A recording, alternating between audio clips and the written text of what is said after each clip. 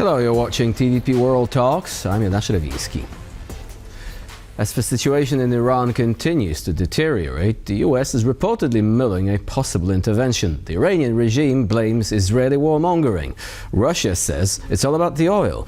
The US, however, insists it's about helping the people of Iran facing another day of ruthless persecution and a near-total information blackout, meaning that even the number of casualties cannot be easily determined.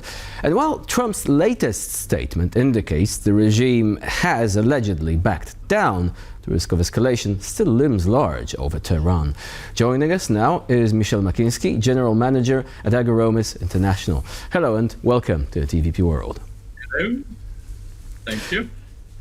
So let's begin with the latest developments. Trump apparently is adopting a watch and see approach. He says that his sources are telling him there will be no executions and that the killing has stopped. So what do you think is going to happen next? So it's very difficult to make any valid forecast, but we see that Trump has not sent aircraft carriers in the region because they are busy elsewhere, and we didn't see obvious preparation for strikes.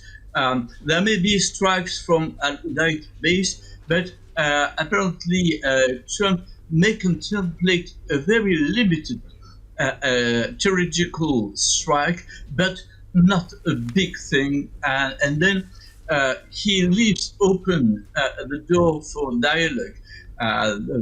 The Iranian Foreign Ministry, Arakshi, has confirmed that he wants to keep the channel open, and Trump did not deny finally that conversations are still open. So what may happen? We are faced of everyone is watching the other.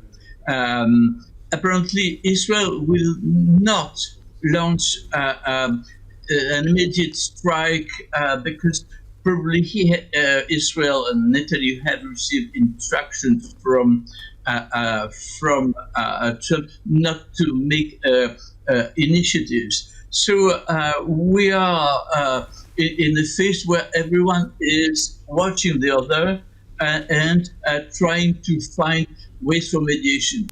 We know that conversations are open in either Qatar or Oman, and probably Trump wishes to find a way out because when we see the Venezuela president, he doesn't want regime change. He's not interested because it would be too difficult to handle the full regime change. So he wished to deliver a strong message. He has delivered strong message, verbal message, and he wants to have this message with some credible audience. Then he said, well, stop, or I make something wrong. I make something, terrible.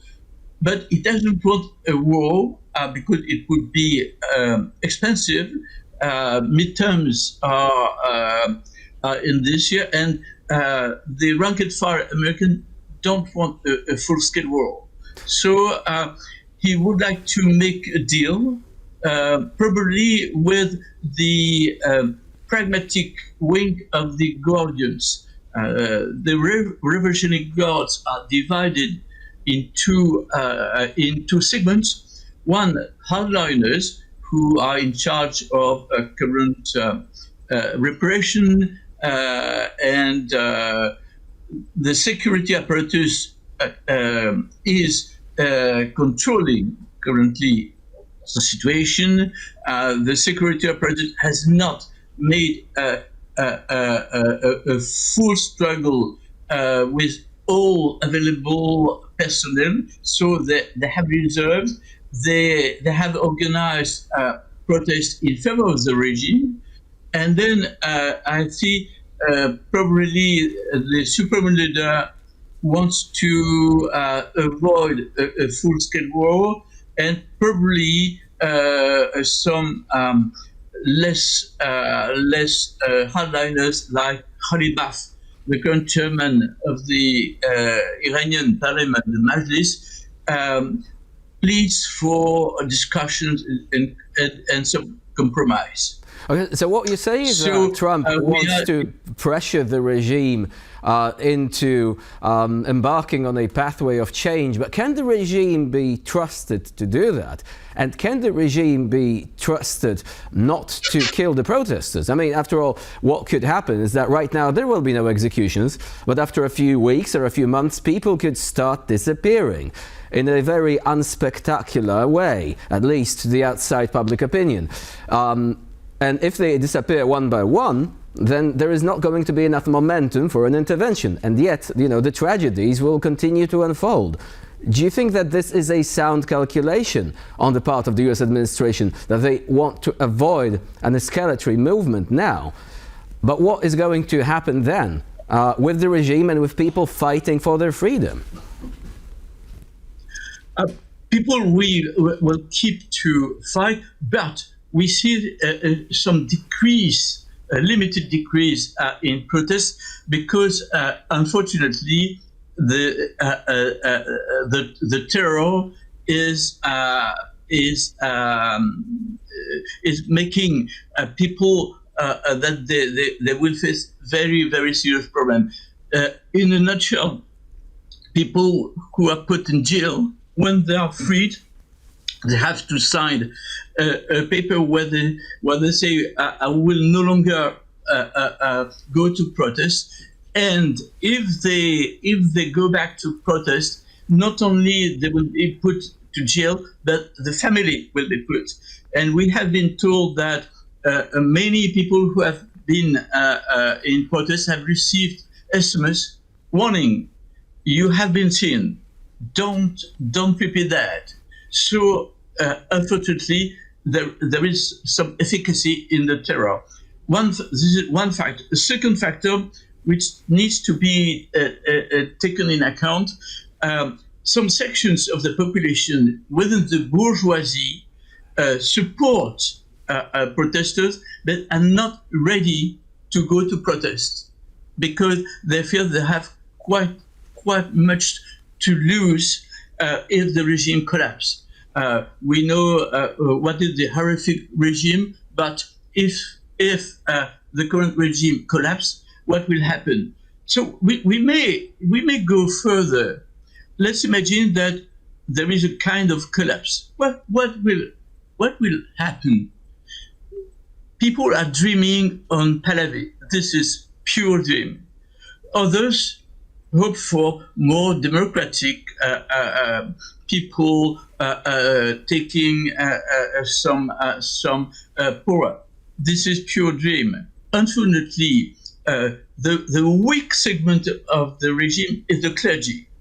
The clergy is politically dead, not from recent protests, but as from the 2016 parliamentary election, where the clergy got only 16 seats, one seat less than women. Then the assessment is clear. The weak segment of the power is the clergy, which is dead. This means that there is a strong segment, the refugee guards. They control the economy, at least 40% of the economy, and with their friends, it may go up to 60% with religious foundations and so on and so forth. Then there is completely no obvious political alternative to the current regime. The risk is, if for whatever reason, I would say the clerical regime is somewhat collapsing, the revolutionary guards will keep power. But it must be kept in mind that revolutionary guards are divided. There is a segment which is made of hardliners, but I don't think this is the majority. There is a bigger segment which is highly conservative, certainly, and even prone to war. But they are more pragmatic. And this segment is led by the current Majlis chairman, Khalibaf. And Khalibaf had election at the Majlis has been supported by the supreme leader against hardliners. So this leads to not to a clear scenario, but I don't see currently the Revolutionary Guards collapsing. There are divisions, but they are not well exposed. But I don't see the big segment of the power. I mean, the Revolutionary Guards losing the power. And so what you say is there's no alternative. What about Mr. Reza Pahlavi? What about the organizations which are working inside Iran? They say they don't want Mr. Pahlavi, but they are ready to form some sort of transitional government, a secular state. Do you think that neither Mr. Pahlavi nor the groups operating in Iran right now would be capable of taking over power in the event of the collapse of the current regime? Starting with Pahlavi. Pahlavi has absolutely no chance of any political role in Iran for two reasons. First, he has not, I would say, he is not embedded in Iran. But the main reason is that he has made alliance with Netanyahu. And being an ally with Netanyahu is a major political mistake because Iranians, even those who hate the current regime, will not accept someone who is hand to hand with Netanyahu. Second, there is a permanent political weakness inside Iran because they are not like in the West, big parties. There are factions, and the reformist groups have been extremely weakened after the Rouhani experience because the coalition supporting Rouhani has exploded. It was made of moderates following Rouhani, a slice of reformists, and the pragmatic conservatives led by Ali Larijani.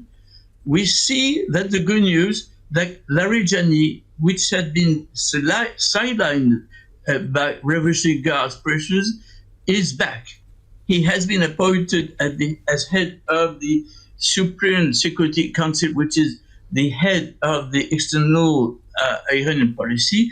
So I would say the piece of optimism is that some pragmatism is still conducting the Iranian policy and the supreme leader policy.